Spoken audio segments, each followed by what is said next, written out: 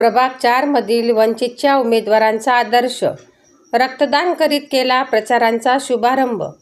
प्रभाग 4 मधील वंचिताच्या उमेदवारांनी समाजासमोर वेगळा आदर्श ठेवत आपल्या निवडणुकीच्या प्रचाराचा शुभारंभ आज 12 डिसेंबर रोजी रक्तदान करीत केला। न्यायालयीन प्रकरणामुळे रखडलेल्या नगर परिषदेची प्रभाग 4 चे मतदान 20 डिसेंबर रोजी होणार असून याकरिता दुबार प्रचाराला सुरुवात आज 12 डिसेंबर पासून झाली।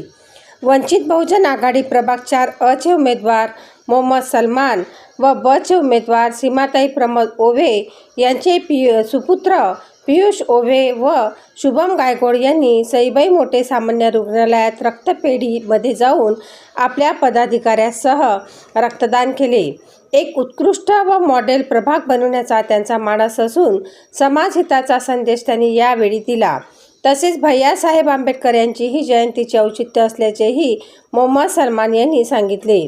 यावेळी शहराध्यक्ष मोहम्मद सलीम, पियुष प्रमोद ओवे, शुभम गायकवाड, अनिकेत सुरवाडे, हिम्मत बांगर, सुमित बांगर, उमेश बांगर, जयवर्धन शेगावकर, उदय सुरवाडे, आसिफ कुरेशी, शेख राजीक, शेख सुरवाडे यांची यावेळी उपस्थिती होती।